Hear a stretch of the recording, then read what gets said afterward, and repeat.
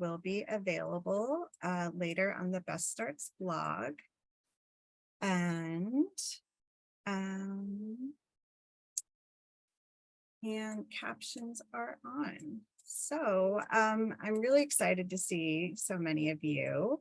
For those I haven't gotten to meet yet, my name is Juliet, and I get to work with Best Starts for Kids around universal developmental screening work.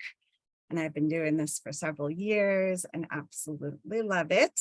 I really come to this work from an orientation of early learning and direct service programming here in this area. And so that I feel like I bring that experience and that heart to the work. And really happy to see so many familiar friends and some new folks as well. Before we jump in, I want to introduce a couple of colleagues I have here supporting me today. In case you need anything while I'm speaking, Linda and then Alice, will you say hello? Hi, good morning, everyone. My name is Linda Carr, and I am the Early Childhood Transitions Lead for our Developmental Disabilities and Early Childhood Services team. And I support both our ESID early support team and work closely with Juliet around universal developmental screening.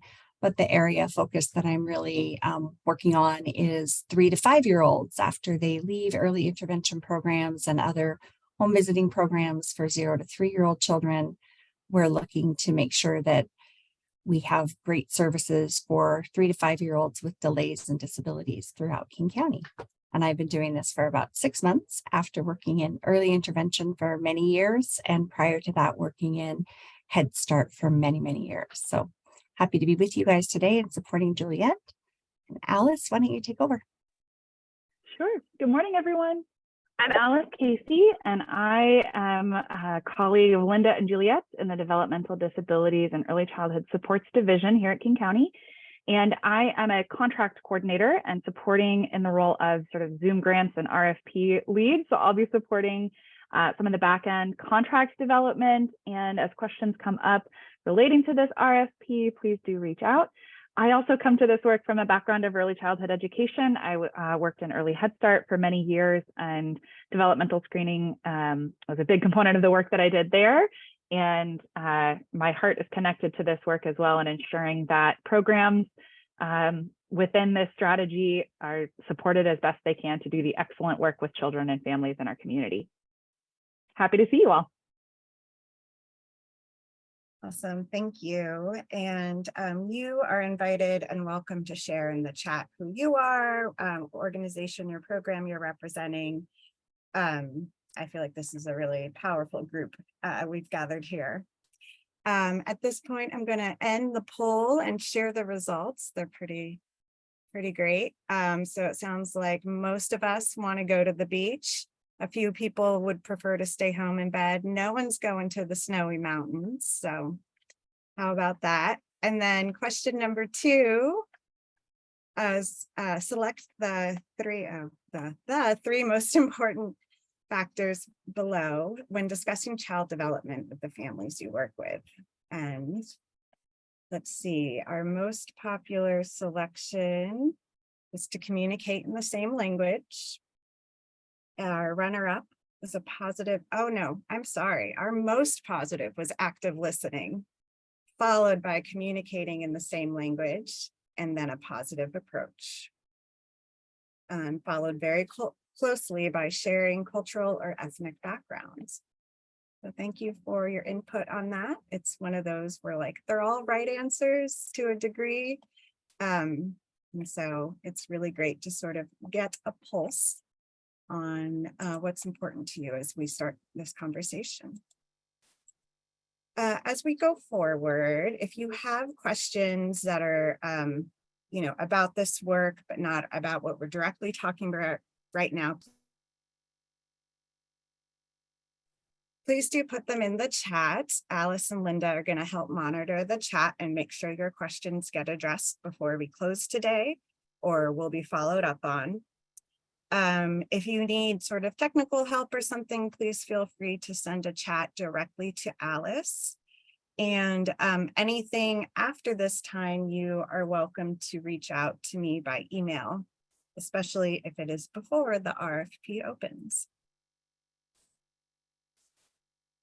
The things that I have planned to share with you today are just a really quick background of the work in the UDS strategy, Universal Developmental Screening, and spend a chunk of time, most of the time, talking about the new opportunity that I'm calling Family and Community Developmental Screening, the two scopes of work involved in that, the timeline for it, and then we'll have a lot of time after that to address any questions or have some discussion. To start with, the Universal Developmental Screening Strategy really began with a big community-led research project we've called the Landscape Analysis, because we wanted to learn about how families and all the different people offering developmental screening felt about it, what was going well, what could be improved. Themes from that research project were shared back with stakeholders and then grouped into 4 goals of a strategic plan. The strategic plan in its entirety was included in the email I sent yesterday with the Zoom link.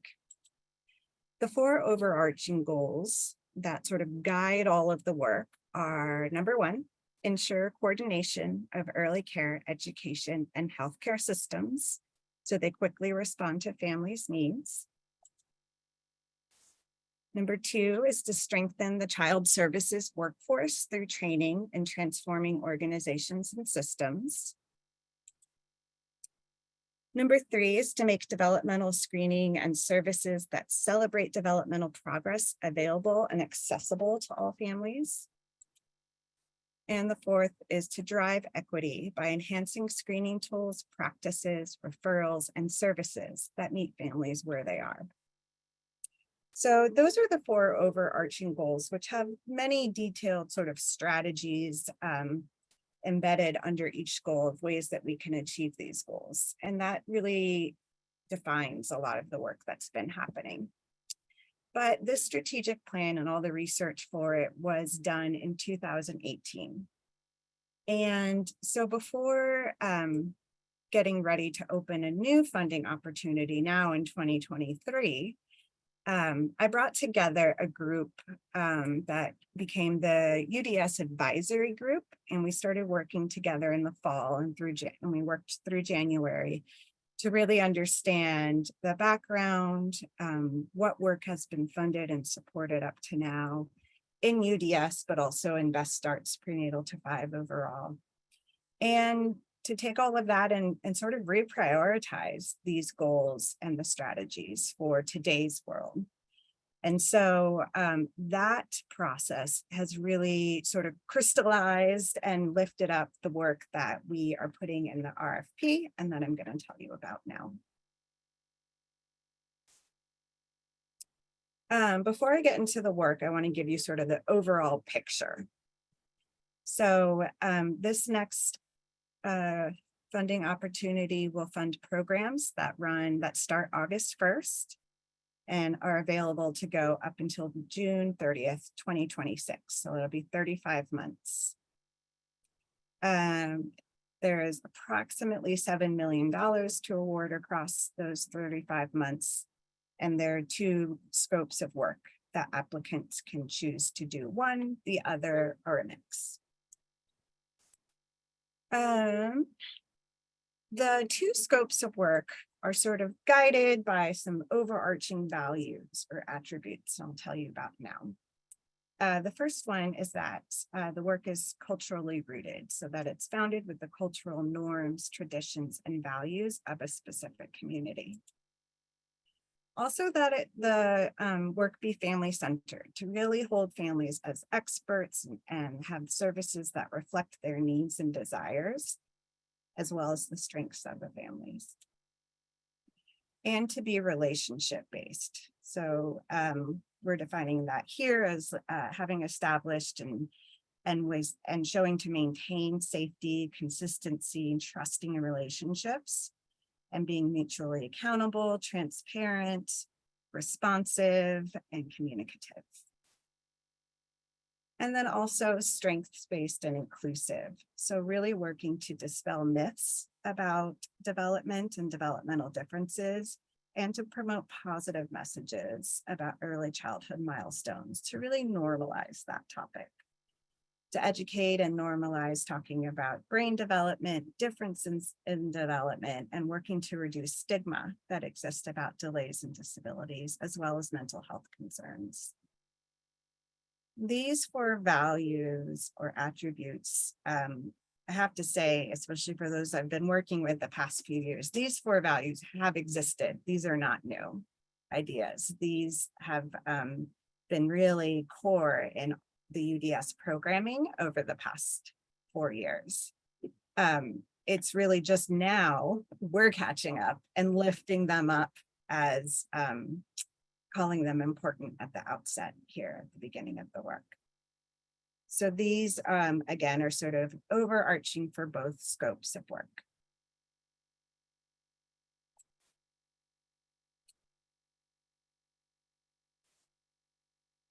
And so you can see those represented here in the green oval. And the 2 scopes of work are 1, family-centered developmental programs. And so that's what I think of as sort of the direct service, working directly with children and families. And the other one is community-designed UDS learning opportunities. And so applicants are welcome to pick one or pick both. And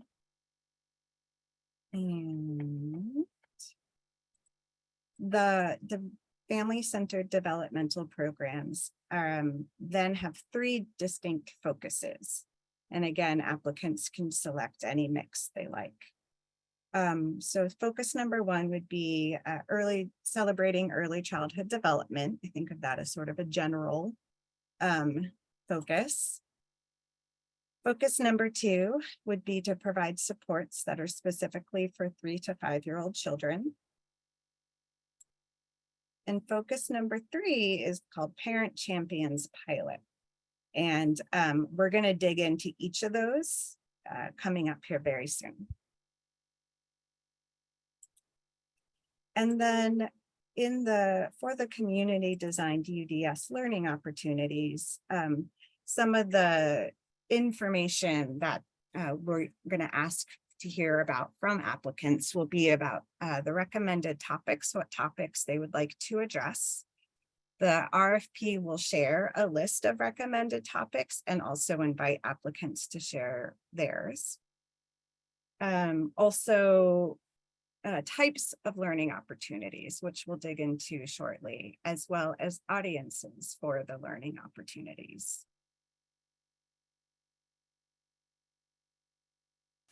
So to get into the details of scope of work 1, family-centered developmental programs, I want to share that overall, these programs will partner with families to increase interest and access to developmental screenings and referrals for young children. They'll work to destigmatize developmental differences and to support parents to become the trusted messengers of these topics in their communities.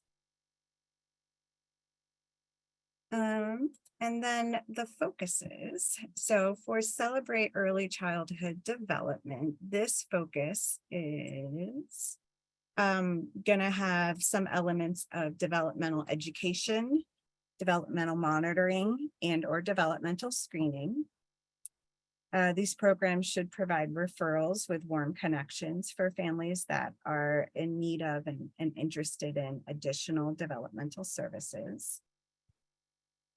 And they should include strategies to reduce stigmas and address misconceptions about developmental delays, disabilities, and mental health concerns. But that's sort of all that's offered. Everything else is up to the applicant to propose what they would like to do with that focus.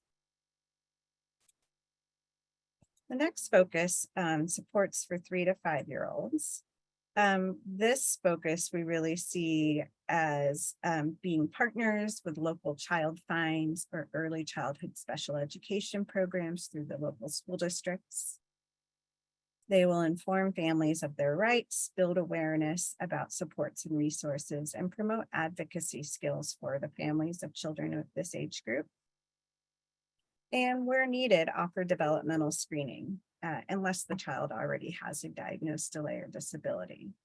So these programs could be supporting families who are aging out of ESIT or early intervention programs, or other birth to 3 programs. We know that there's a lot of early programming that ends about age 3, and the resources and services and programs that pick up 3, 4, and 5-year-olds are sometimes hard to connect to, and there isn't a seamless transition. And that is really exacerbated when there are developmental concerns. So these programs we see as providing some support in that area. And then the Parent Champion Pilot, this could be sort of its own standalone focus, or it could be an element that is combined with the other focuses here or other funded programs in BSK. So for this one, parents will provide developmental promotion to their peers in their communities. The funded applicants will select, train, and support parents to provide developmental education, monitoring, or screening to the peers in the environments best suited for their community. Parents would have the opportunities to advise, co-create, or lead program creation or implementation, and to participate along in professional development alongside staff. And so for this, we don't have a really prescriptive way that this has to be done, just some elements that need to be included. And we're looking for applicants to think about and design ways that this might complement their work. And so it is an optional focus that can go along with the other focuses in this RFP or be added to another program that's already funded. I'm going to stop talking for a minute, let you sort of marinate, form any questions. I'm going to check the chat.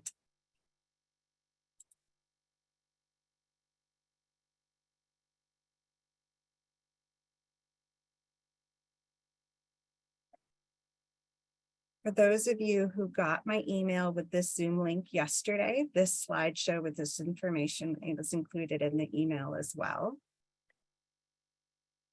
But I can definitely send it out after. Anything I can clarify or questions I can address at this point? Good morning, Juliet. It's Cynthia Grayson. How are you? I'm good. Nice to hear from you, Miss Cynthia. I just have a quick question. With the 3 focus areas that you just described, so could a organization do all 3? Yes, for sure. Okay. And want to clarify that there isn't a scoring or otherwise preference for organizations to select multiple focuses. Applicants are welcome to select just one focus and they would still be a strong applicant, but they're welcome to select all 3 as well. Okay.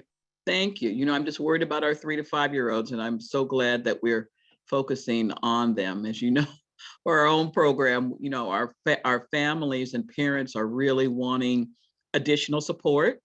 They want to increase their knowledge, and they certainly are looking forward to supporting other parents. So I think this is right on. So thank you. I'm glad to hear that.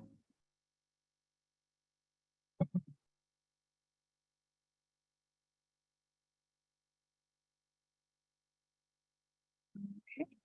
I will speak now about the other scope of work, and I apologize about the blue lines here. It's a Zoom flavor that I have not figured out how to erase yet.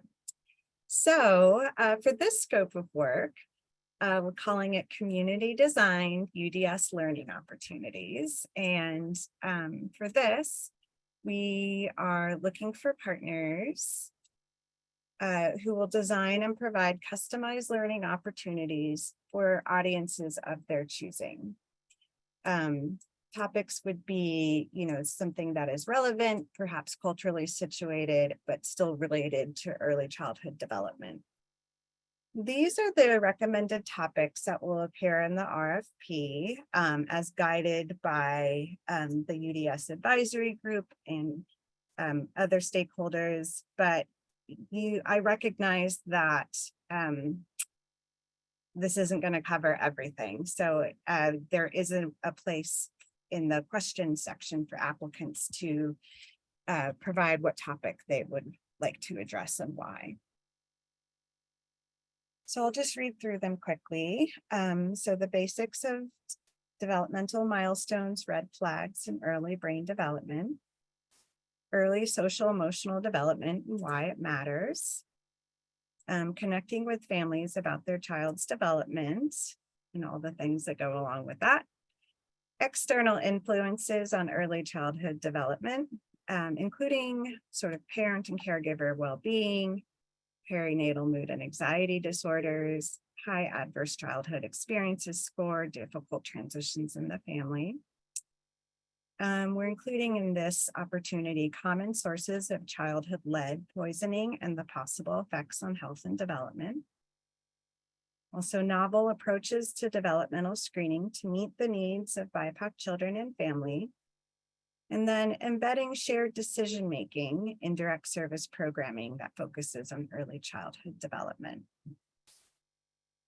And so what you see here is sort of a mix of content that direct service providers in UDS would find helpful, but also content that is just as relevant for the families of the children in these programs, as well as some sort of soft skills that are needed by program staff.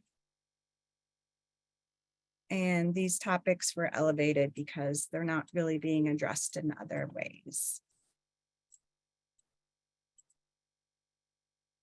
And something I want to sort of lift up here is that in thinking about who could possibly design and provide these community designed UDS learning opportunities, we're really thinking about the programs that have been, working really hard and have learned a lot about how to deliver relational, culturally, and linguistically relevant and respectful programming to young children and their families.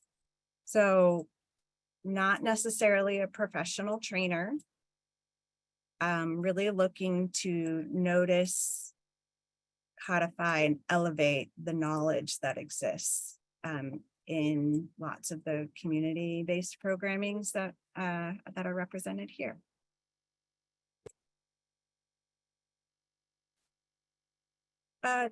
Learning opportunities, these are just suggestions, hoping to sort of paint a picture that the types of learning opportunities we're looking to fund here are not large classroom-based workshops, but more relational, accessible, friendly, and should relate to who the training is designed for, so the audience. How would they like to hear about and the information and share it with those in the room. And so that could be through coffee time, tea time, some sort of peer learning, coaching, discussion groups, really open to sort of novel ideas here. And then audiences. This list is also not exhaustive, but just to sort of paint a picture that we're looking for the sort of recipients of these learning opportunities to be parents and soon to be parents, anyone working with or taking care of a kid, whether it's early learning practitioners, kinship caregivers, medical providers, or interpreters that help your programs meet families with diverse linguistic needs.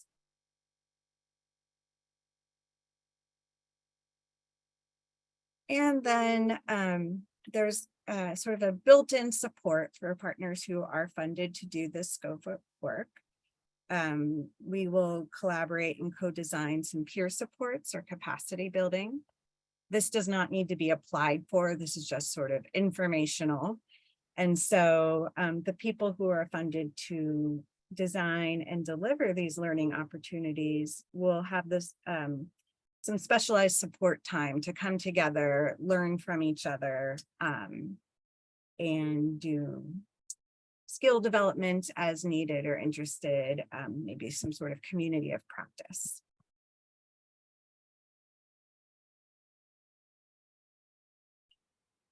Any questions I can address about this scope of work?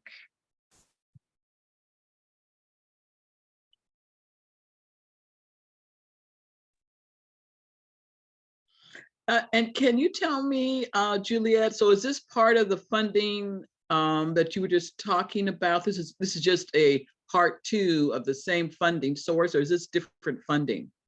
Same funding source. Okay. So it will occur in the same RFP, and applicants can select to do a mix, you know, this and the community designed, or sorry, the family-centered programs, or just one or the other. Okay. And then do you have a maximum amount per organization that you'll be funding, or is just going to be on a case-by-case basis of the grant application? It's a great question, and I really wrestled with this one. It's going to be case by case. I'm asking people to, you know, I don't know how many applicants are interested in doing both scopes of work, which would, you know, likely cost more than one focus of one scope of work. And so I'm asking applicants to ask for what they need to do the work for 35 months. And you know, I think in these opportunities that sometimes they will be offered, you know, awardees might be offered less than they ask for, but then the expectation is that the scope of work or the amount of work would scale. Okay. And is this BSK funding? Yes. Thank you. I have a question as well. This is Salon. I was wondering, can you, in quick way, summarize like scope of 1 versus 2? Like what was the major differences, I guess? Yeah, I will. And I'm just pulling up a visual to help. Okay. Scope of work 1, I think of as sort of a direct service program. So it can be programming where children and families are the clients, and they get some type of services from a provider. And so these are the different focuses of that direct service programming. And then scope of work 2 is more like, I've intentionally not used the word training, but in order to distinguish it from scope of work 1, it is more of a training focus, where there are learning opportunities that are provided for people that do programming and or the families that receive the programming and or other audiences as well. Does that help? Yeah, it does. The one is direct service work with families and children being the main audience, and then the second is more around like building capacity, maybe, of it could be families, and and it could be, yeah, families, caregivers, and potentially even providers. Yeah. So you said something about how, you imagine that folks who would be competitive for the community design, the learning opportunities, would be those who are already providing direct service to families. Are you the scope of who you're looking for or to fund to be competitive? Are they folks who are already in the network of BSK, or are you all open to folks who are doing health work but are different, maybe not already funded with BSK related to this kind of direct service work with families and children? Great question. Thanks for raising it. Definitely open to anybody and all, not necessarily within, having been BSK funded or within sort of the early learning network. I am imagining that the most competitive applicants for scope of work 2 would be people that can draw on experience of working directly with children and families, but not necessarily in an early learning type program. It sort of needs to relate to the topic they want to address and make as relevant as possible for the audience they want to focus on. Okay, awesome. And can you say a little bit more about like the result, like with the learning opportunities? What would be some of the kind of outcomes you're looking for, especially when it's if it's learning or teaching, I don't know, training opportunities for, let's say it's fathers or parent, an immigrant community context, like what what are some of the like outcomes you would look for to say that that was successful or not successful? Yeah. Overall, I think the people that do the work, so in this case, the applicants would be the best ones to say these are the outcomes we're working toward. I don't know that that's totally my place, but so I would take it, a level up and say overall, I'm really looking for things where they sort of stigma and myths about early childhood development and developmental concerns are addressed, that topics of early childhood development, when there's a concern and when there isn't, are sort of normalized and celebrated and accessible. And so those are the types of outcomes that I'm looking for, which are very high level and can be met and, worked on in 100 different ways. But then I don't have more specific programmatic outcomes that I'm defining at this point. And I'm really looking for the people doing the work to define that. Yeah, that's helpful to get the high level. And sorry to take up so much questions, but one more question would be, can you review, I don't know if you have already, but like how much is in, like, what are you thinking for each of these scope of works? Is there a guideline for how much people are open to applying for? Yeah, that is such, I sigh every time with this question. I apologize. I think people just need to sort of figure out the costs of what they want to do and ask for that. I'm intentionally not going to have a max cap of what people can ask for 35 months. It's just completely dependent on the intensity of the program and how many sort of scopes of work and focuses and the reach and depth of the work. I envision there being a good mix of funded work and funded applicants. And so some may do, one small piece and some may do a little bit of everything. And that's why I just don't have a good idea of how much each program should ask for. Overall, I have about $7 million for 35 months. Okay, so for the both scope of works for 35 months is the $7 million total. Yes, exactly. Okay, that's helpful. Thank you. You're welcome. Lori, would you like to go next? I just had a question. Does people applying for the grant, do they have to have a preschool or a school already in existence, or how is that? Not at all. Yeah. We could be funding programs or that are, offering brand new set of services or that have been providing services that are either fit within the scope or will make some adjustments to fit within these scopes. Yeah, no expectation of current. So how much is available for a grant, a typical grant, and how many grants do you give out? Completely depends on the quality of the applications, who applies, how many we receive. The only concrete I have is what I've shared already, is about $7 million over 35 months. And so I don't know if that will elicit a pool of 5 funded programs or 15 funded programs. It really just depends on who applies to do what and how it's sort of reviewed and scored.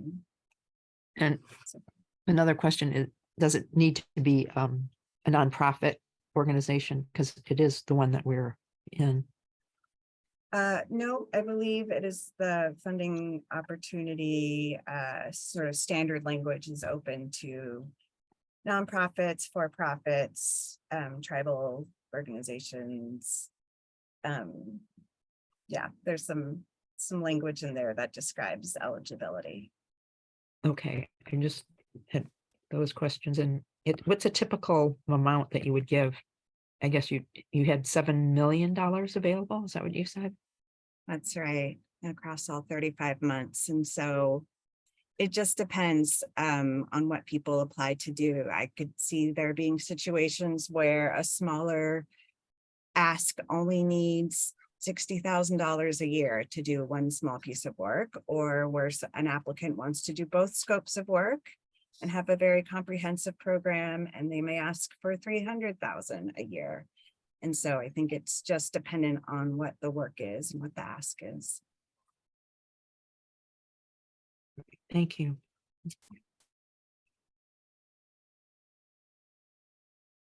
I have kind of a very specific question, but I'll let Sean go first because I have already asked a lot of questions. Okay. Hi, Sean. Hi, Julia. Thank you. I'm curious because I'm hearing a lot of the funding questions and I'm hearing how you're answering. I'm wondering if there is opportunity to apply for a certain amount and get feedback based on that, like we'd like to fund this, but maybe at this level as opposed to the level that we apply for. So is that a possibility? Just, I'm thinking about other people's questions and also my own, so. Yes, I think that happens a lot. And so I really want to see what people are interested in. Like, I don't know exactly how all this is going to feel and resonate. And so I want to see what people are interested in doing and proposing and how much that will cost to do it well. And just depending on how many applications come in and what, what the sort of spread of work is, it's possible that that we'll come back and say, we want to fund you, but we can only offer this amount. So what would the sort of work look like that met that amount of money if it's less, for example? And that would be sort of a negotiation and something we would come to agreement on. I hope that answers. Thank you, Juliet. And Juliet, can you tell me again when this grant opens and closes and starts? Yes, let's see. I'm gonna have my slides catch up. I am expecting for this to open on Monday, March 13th. and will be open until April 20th at 2 p.m. So it's about 6 weeks. We'll have 2 information sessions, so a presentation similar to this, but maybe less details or less questions on March 16th, and then another one on April 3rd.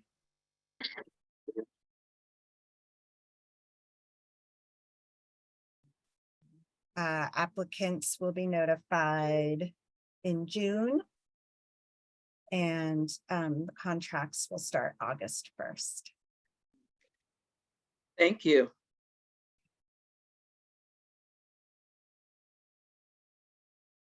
Juliet, I think you mentioned this at the beginning, but is this sort of a pilot, or has this been done before? Did you speak to that and I just missed it?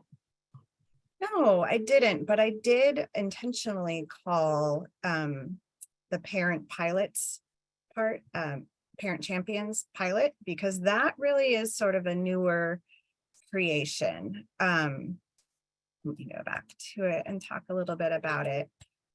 I will say the other 2 focuses in this scope of work have been happening through UDS funding and probably some others. The parent champion work piece is was really designed and thought through with the UDS advisory group, and inspired by a group called the Parent Champions that do some work in South Africa as liaisons between supportive organizations and medical providers and families and communities. And so they do a lot of sort of messenger spreading and sharing information back and forth. And they've allowed us to use this name, Parent Champions, as well. And so this is a pilot, and I don't know if it's going to resonate. I don't know if this sounds appealing, and I don't have a exact idea of how this has to happen. I've got some sort of basic ingredients that need to be included, and will be very clear in the RFP. But sort of the overall is that parents will be supported, paid, trained, supported to do some of the messaging work about early childhood development.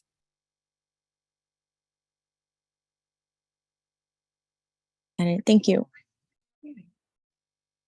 Hi, I have a question. Do you have like a specific number of community members that you expect or would like to be served through these programs? And if you apply for multiple programs, could there be crossover with families, or do you expect them to be single serving? Like if I'm doing Parent Champion pilot, that family wouldn't cross over as a number to any of the other programs that are available?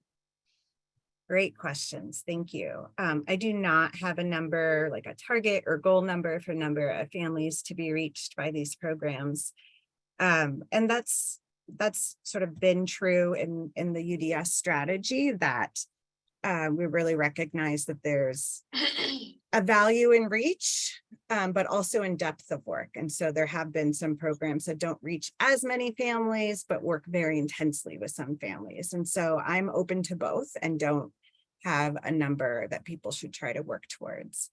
And then I think it's possible that an applicant could apply to do both scopes of work and have families and parents that benefit from sort of multiple elements here. So for the example you gave, the Parent Champions could definitely be recipients of the early childhood development programs and or the community designed learning opportunities. So they can sort of get multiple pieces of this pie for sure.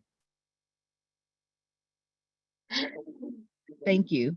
And I do have another question that was kind of brought up a little bit earlier. So if it's a new agency that, well, not so new agency, but been serving the community for quite a while, but is now interested in getting into supporting families with their early scholars and academic success and just preparing them for future stuff.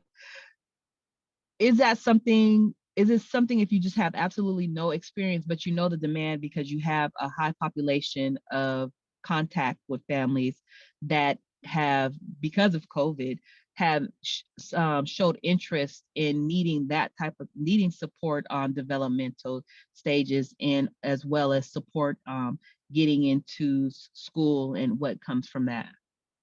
Yeah, that's very compelling. And I think that there's going to be a lot of opportunity in the questions in the RFP to describe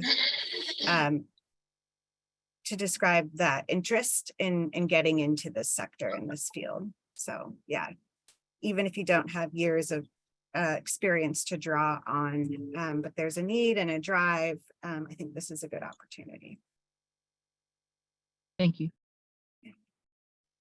Salam. Yeah.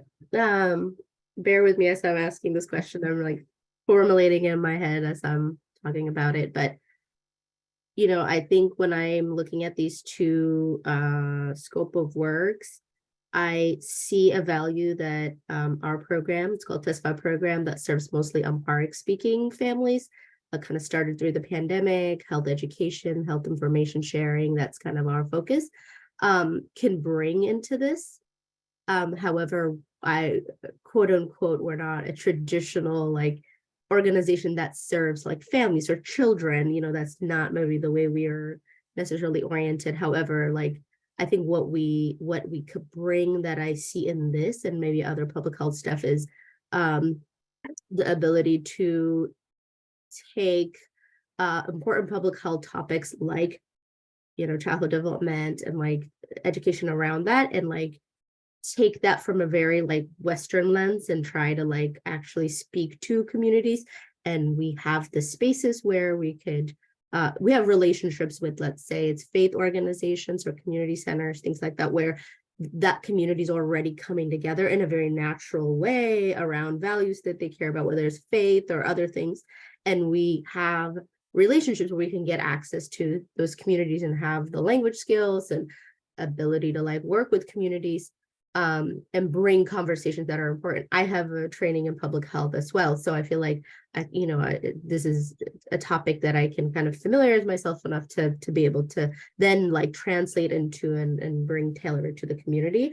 And the other aspect is that I really want to focus on too is like capturing some of this learning in terms of like what the community is saying about these things. And maybe that's through the learning opportunities, like hearing from the feedback or getting some of the kind of nuggets of information or resource the families are saying and bringing it up to providers who are really working hard to provide services. But they might be Ethiopian, they might be East African, but they might not be. And I think maybe that's just something that I want to talk through. This might not be the right platform, but I feel like I see a value. It doesn't necessarily square fit in either of these.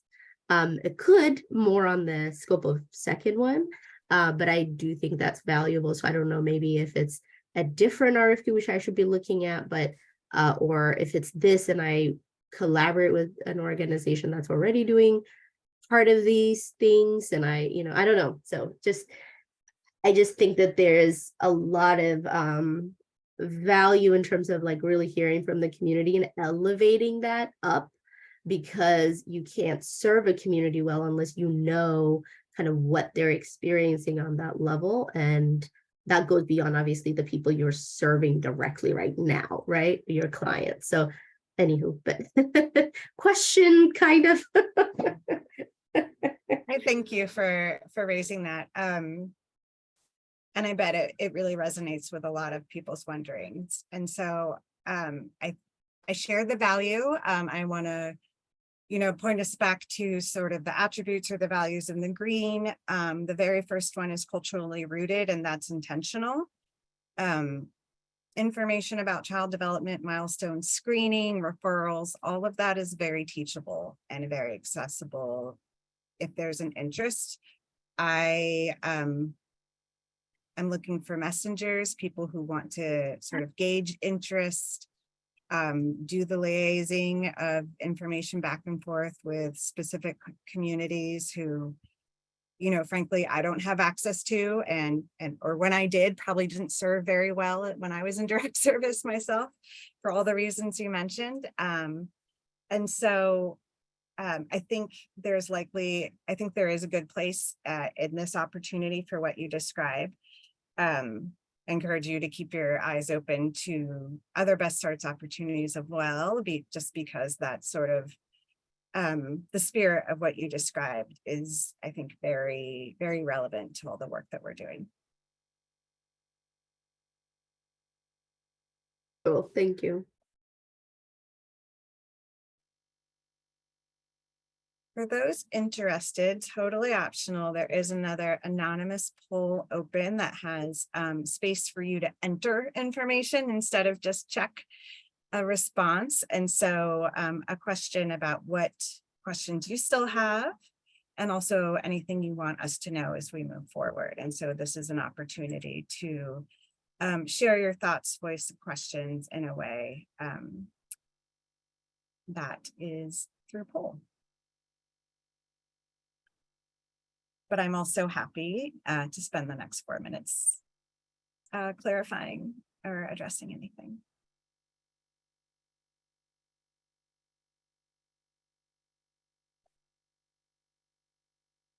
Juliet, if your organization has been doing something like this for a while, when we do mention that in the application, are you looking for data, sort of anecdotals, or like to quantify that in the application, the outcomes or whatever? Yeah.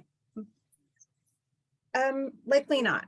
I will say the application is not, in 100% finality at this point, but I intentionally have not asked for people to say how many people they've served for how many years. However, there are questions that get at sort of the depth of relationship with community and how well the applicant knows the community that they're proposing to focus on. And so those are the types of things that will make a compelling application.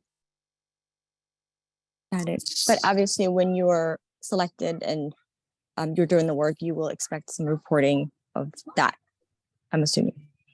That's a great point. Thank you. Yes, as much as I'm saying the depth of your relationship is important, there will be data collection expectations on quantity of people sort of addressed.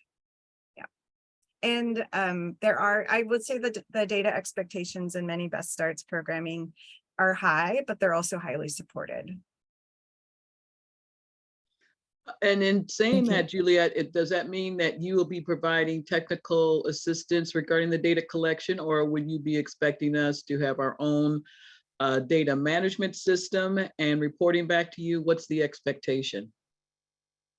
I will have to double check. I don't think there's an expectation on a particular data management system. However, we do have a data collection system called CORE, Client Outcomes Reporting Engine, that funded partners are putting sort of individualized to their program, but comprehensive data in to either quarterly or biannually. That's done primarily through Excel, and we offer a lot of technical assistance to do that. Okay, and I'm familiar with CORE. Okay, thank you. Oh, and then the other thing I saw in your overview, you'll be having interviews. Are those interviews after the awards and you're wanting to meet and talk more with the applicants that have been selected, or are these interviews based on who may be the top applicants and you may want to interview to make final decisions? Yes, thank you. The latter. So on May 25th and 26th, sort of holding those days and asking applicants for possible interviews. And so in general, the way it tends to go is if there's an application and it's very strong and there's sort of no question about it, it's been scored highly, the review panel recommends it for funding without any concerns or questions. they likely will not be interviewed. It's really for those where it's like, we're pretty sure they've scored highly, but we have a question about this. We need some more information to distinguish this. That's when interviews are conducted in this case. So they won't be for everybody. They won't be for everybody who is awarded, and will not be for everybody who is considered. They'll just be for a small group of those who we really need more information from. And questions are sent out in advance of the interview, at least a couple of days. And it's not tell us everything that's in the application all over again. It's really focused. Okay, thank you, Juliet. I Lori? want to call out that I had a question in the chat that was about the number of children and families served, if there was an expected number or a required number of children and families served by successfully funded applicants.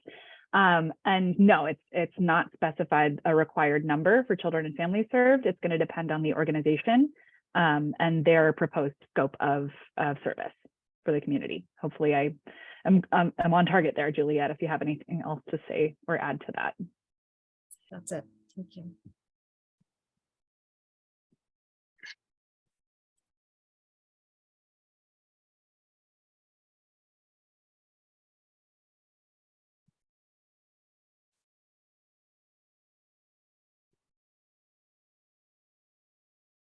I'm going to put my email address into the chat. If there are other questions that come up, please feel free to reach out to me and I will get you an answer just as soon as possible. And I've tried to do a good job of collecting all of the questions as they've come in today so that we can start to build a frequently asked questions sort of support document to go back and revisit for people who want to, I think that was asked and find more information. So that'll be along with the RFP once it launches. All right, thank you all. Again, we expect it to be released the 13th. So happy to have conversations or hear thoughts before then. And a recording of this will be sent out and up on the BSK blog shortly. I thank you for your time and interest. Take good care. Thank you, Juliet and team.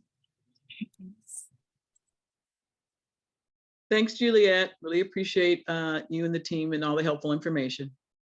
Thank you for coming. Thank you, Juliet. Good to see you. Good to see you too.